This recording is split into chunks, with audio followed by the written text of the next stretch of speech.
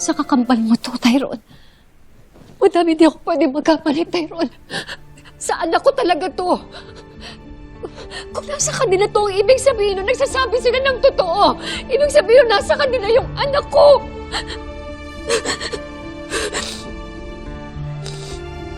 Rosel, posibleng si Malu at Gomar ang gumagawa nito sa'yo. Kailangan i-report na natin to sa mga pulis. Matawag. Kasi baka magtago sila. Huwag kayo tatawag ng pulis.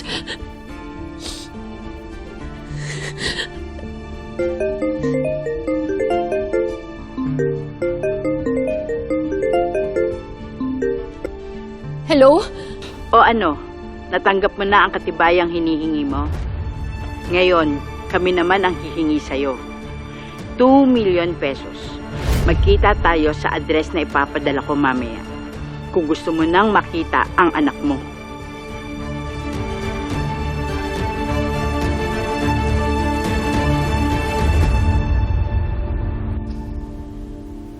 Wesley, ano na? Sandali lang, Bel. Naantay ko lang yung kakilala ko dito.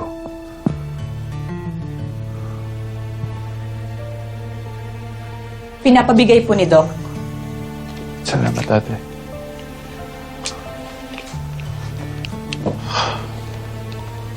Bel, ito na. Nakakuha na ako ng lab results na pinadala sa mommy mo.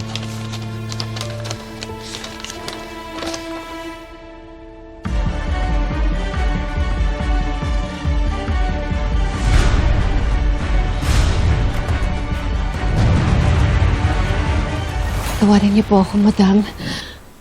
Pero kailangan ko pong ibigay yung pera sa kanila. Gusto ko po talaga makita yung anak ko.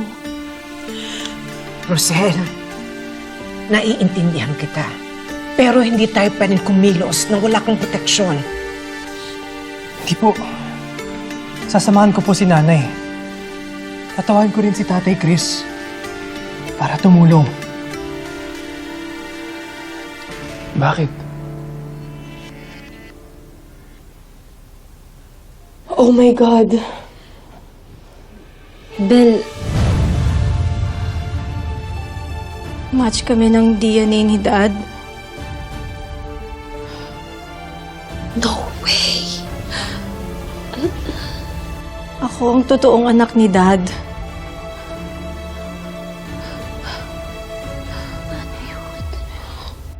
Masama ang kutob ko sa lahat ng ito. Madam, alam ko po.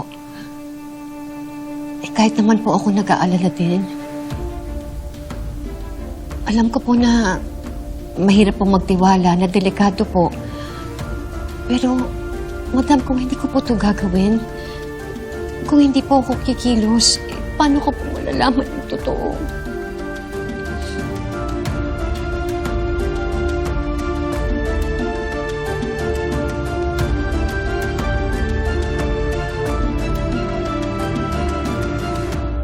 All this time, anak ka pala talaga niya. Wala lang siya sinabi sa'yo. Parang niya nagawa to sa akin. Tsaka, sino ang nanay ko?